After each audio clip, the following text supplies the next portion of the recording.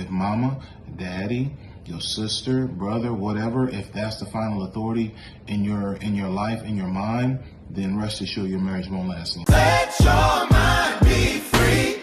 Covenant and culture. Real talk, real culture. We lift you up, we build you strong. We want this journey to Volta.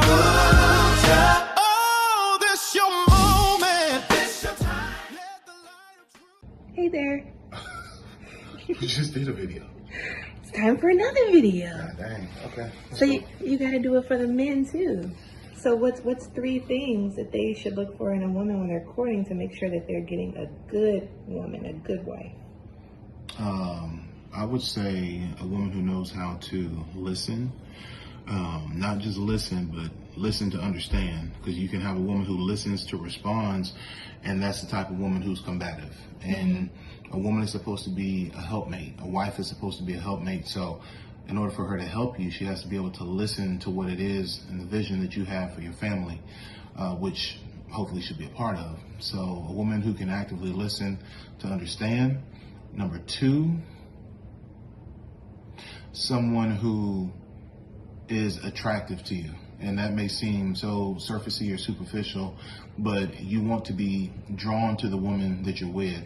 And when you get what it is that you want, you know, you might not be tempted, you know, with all this other stuff. So, you know, have what it is, a picture of what you want. I mean, the Most High, his son, it's the same thing. You know, he wants the church to be, which is the bride, to be without spot, without blemish, without wrinkle, or any such thing. So he has a standard for what he wants his bride to look like.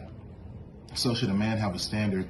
You know, you don't just pick some woman up because, you know, she's a believer.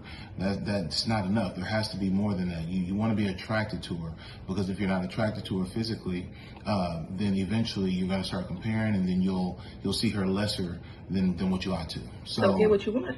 Yeah, exactly. So, you know, get what it is that you want. Now, along with that, don't have some unrealistic laundry list. You know what I'm saying? So, so that's number 2. And then number 3, I would say someone who has a Proverbs 31 goal in mind. So she might not be that yet, but she's working towards it. You already see fruit of her wanting to be that. She already, you know, she understands who she is, so she knows that this is the goal. So Proverbs 31, that is the goal.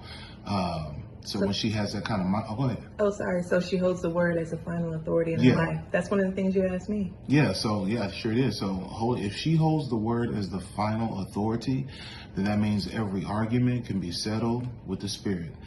Any disagreement, any misunderstanding can be settled with the Spirit. If Oprah or Don, what was his name?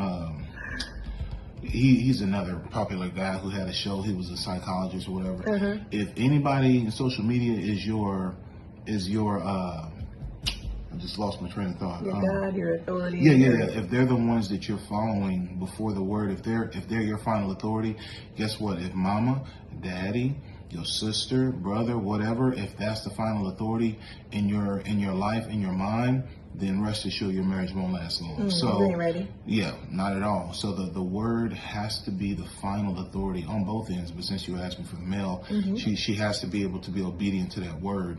And by default, she'll be obedient to you because she hears the word coming from you. Ooh, obey your husband as unto the Most High. That's right. All right, shalom. All right, Thank you. shalom.